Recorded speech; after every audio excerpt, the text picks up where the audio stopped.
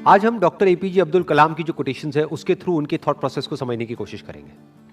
जो उनका सबसे पहला कोट है और सबसे फेमस कोट है वो है, you have to dream before your dreams can come true. There are two ways of living life.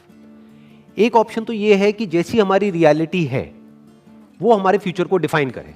For example, आज आपकी करंट रियलिटी ये है, इस लेवल पे है, आपके पेरेंट्स ने यहां तक अचीव किया है, तो अगर उसके बेस पे आपका फ्यूचर डिसाइड होगा तो मैक्सिमम वहां से आप यहां तक सोच सकते हो। आपके पेरेंट्स भी यहां से यहां तक सोच सकते हैं, उससे ऊपर नहीं सोच सकते। बट अगर हम चाहते हैं कि हमारा जो फ्यूचर है वो प्रेजेंट से और पास्ट से बिल्कुल अलग हो, तो उसके लिए ड्रीम्स की जरूरत है, उसके लिए इमेजिनेशन की जरूरत है कि वो इमेजिनेशन आपको भगाए, ना कि आपकी जरूरतें या आपकी मजबूरियां आपको भगाएं। और इमेजिनेशन की खास बात क्या है, आपके हाथ में पूरा कंट्रोल है कि आप कहां तक सोच सकते हो, आप कहां तक इमेजिन कर सकते हो। उसका आपकी रियलिटी से कोई कनेक्शन नहीं है। हो सकता है आप एक ऐसे बैकग्राउंड से हो जहां से कि वो इमेजिनेशन दूर दूर तक मैच नहीं हो रही है। और इसका सबसे बड़ा एग्जाम्पल कौन है? Doctor APJ Abdul Kalam. पहले तो एक इतने छोटे से गांव से निकल करके एक इतना बड़ा साइंटिस्ट बनना, और उसके बाद में भी इस कंट्री के प्रेसिडेंट बनना। लाखों करोड़ों स्टूडेंट्स के लिए वो एक आइडल हैं आज भी। अगर जिस बैकग्राउंड से वो आए, जो उनकी रियलिटी थी, अगर उसके बेस पे उनका फ्यूचर डिसाइड होता तो कभी भी वो इसका 1% भी अचीव नहीं कर पाते जो उन्होंने अचीव किया। लेकिन जो भी कुछ उन्होंने अचीव किया वो किया अपनी ड्रीम्स के बेस पर। और अगर ध्यान से उनकी लाइफ को ऑब्जर्व करोगे तो कभी भी उनका सपना ये नहीं रहा कि मुझे ये पाना है, मुझे वो पाना है, मुझे वो पाना है, मुझे वो पाना है, क्योंकि ये सपना तो आपको भिखारी बना देता है। उनका सपना हमेशा से ये रहा है कि मुझे ये करना है, मुझे ये करना है, मुझे ये करना है, मुझे ये करना है, अब ये कर लिया, अब ये करना है, अब ये कर लिया, अब मुझे ये करना है, अब ऐसे कॉन्ट्रीब्यूट करना है, अब ऐसे शेयर करना है। इनफैक्ट एक आदमी की असली पहचान इससे नहीं होती कि उसको कितना मिला है, क्योंकि अगर इसी से होती तो सबसे ज्यादा लाइफ में किसको मिलता है? एक भिखारी को। पूरी जिंदगी सिर्फ मिलता ही मिलता है। तो एक आदमी की असली पहचान इससे नहीं होती कि उसको कितना मिला है, बल्कि इससे होती है कि उसने क्या दिया है। तो अगर उनकी लाइफ को आप ध्यान से ऑब्जर्व करोगे तो आप एक ही चीज नोट करोगे कि उन्होंने सिर्फ दिया ही दिया है। बड़ी सिंपल लाइफ जी है उनकी लाइफ को अगर आप ऑब्जर्व करोगे, बहुत ही simple life, down to earth life. और लाइफ का सिर्फ एक ही मिशन रहा है कि किस तरीके से मैं कंट्रीब्यूट कर सकता हूं, किस तरह से जो आने वाली जनरेशन है उसको इंस्पायर किया जा सकता है, किस तरह से बच्चों के अंदर जो एक स्पार्क है जो हर बच्चे में होता है उस स्पार्क को इग्नाइट किया जा सकता है। यही उनकी पूरी लाइफ का मिशन रहा है। ऐसी लाइफ कैसे पॉसिबल हो पाई? On the basis of dreams, on the basis of imagining the future as he wanted. In fact जानवरों में और इंसानों में सबसे बड़ा फर्क यही है। जानवरों को उनकी जरूरतें भगाती है, उनकी मजबूरियां भगाती है, उनकी भूख भगाती है। बट इंसान होने का असली मतलब यह है कि आपको आपकी जरूरतें ना भगाएं, बल्कि आपकी सोच भगाए, बल्कि आपकी ड्रीम्स भगाए, बल्कि आपकी इमेजिनेशन भगाए। आप फ्यूचर को खुद इमेजिन करो, जैसा फ्यूचर आप चाहते हो अपने लिए, और फिर उस फ्यूचर को क्रिएट करो। That is the power of being human. इसीलिए कहा जा रहा है you have to dream before your dreams can come true. तो मैंने अपने अलग अलग सेशंस में कई बार ये बात बोली है, लेकिन ये बात इतनी इंपॉर्टेंट है कि एक बार और बोलनी बनती है यहां पर।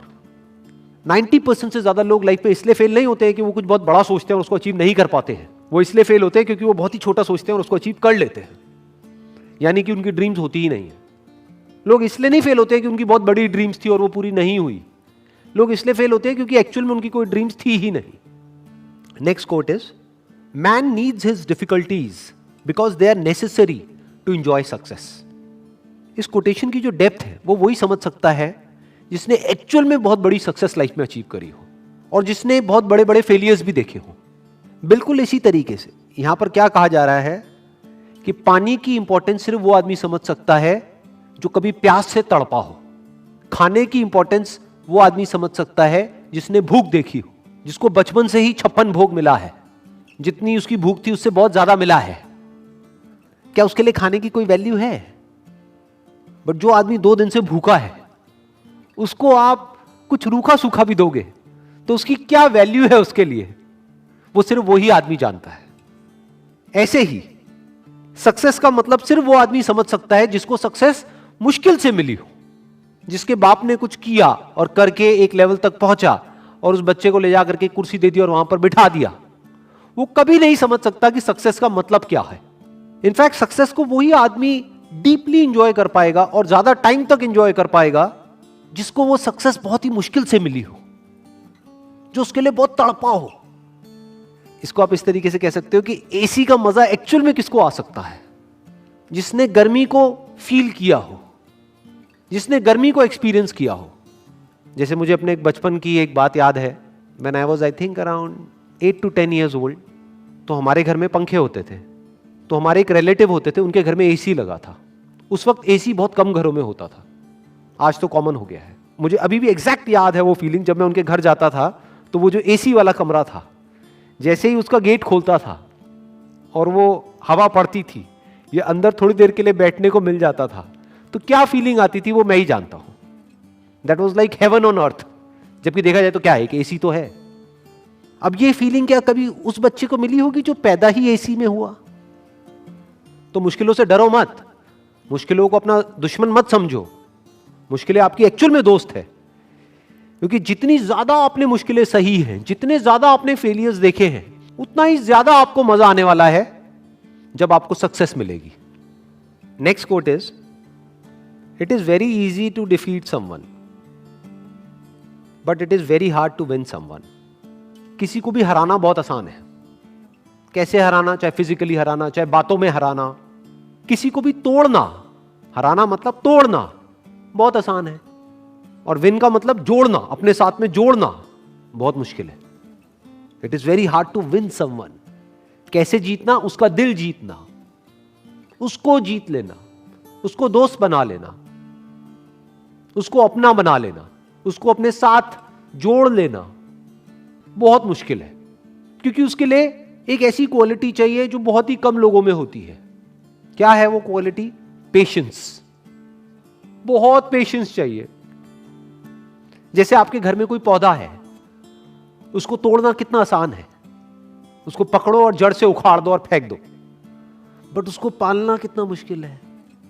रोज पानी देना होगा, ध्यान रखना होगा, कहीं कीड़े तो नहीं लग रहे, तो खाद डालनी होगी, उसको सनलाइट देनी होगी प्रॉपर, ना ज्यादा ना कम। मतलब कितना एफर्ट है। उस पौधे का ध्यान रखना कितना मुश्किल है। बिल्कुल इसी तरह से जैसे एक पौधे को मेंटेन करना होता है, ऐसे ही रिलेशंस को मेंटेन करना होता है। किसी भी रिलेशन को खत्म करना बहुत आसान है, बट उसको समझना, उसके पॉइंट ऑफ व्यू को समझना बहुत मुश्किल है। और मजे की बात क्या है, हमारा जो पूरा का पूरा एजुकेशन सिस्टम है, it is all about defeating someone, not winning someone. उसकी तो कोई बात ही नहीं होती। जब भी कोई बोलता है कि मैंने टॉप किया है, इसका मतलब क्या?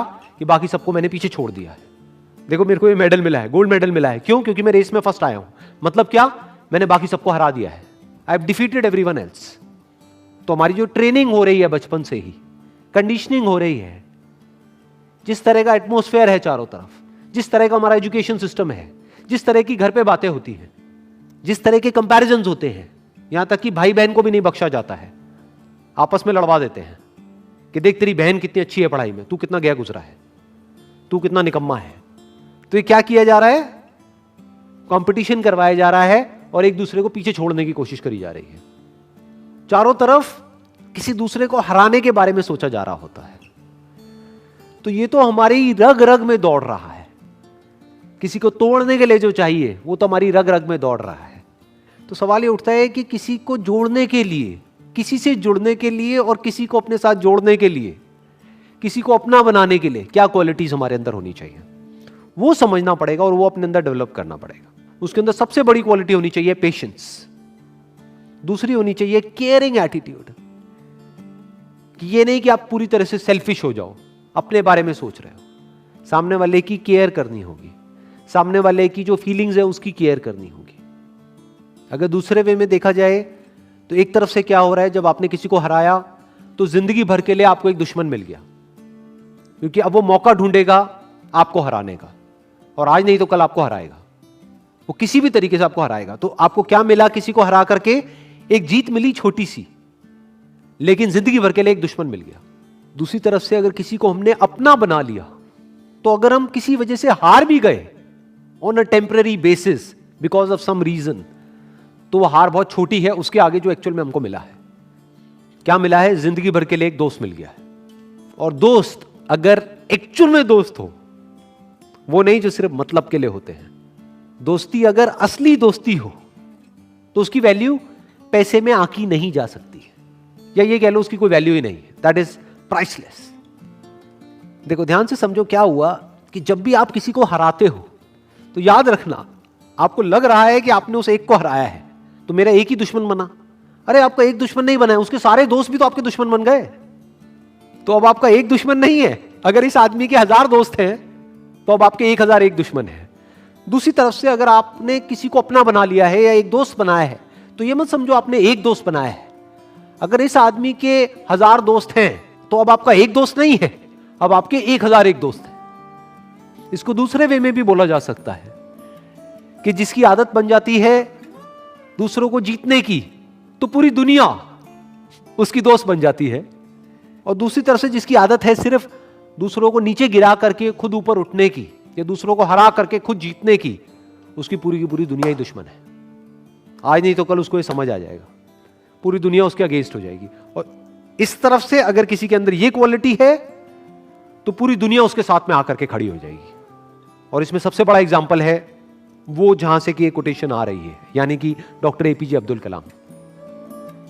चाहे कोई भी आदमी हो, किसी भी रिलीजन का हो, किसी भी कंट्री का हो, सब उनकी रिस्पेक्ट करते हैं। ऐसा कैसे हो पा रहा है? इसका मतलब यह है कि उन्होंने सबका दिल जीत लिया है, सबको अपना बना लिया है।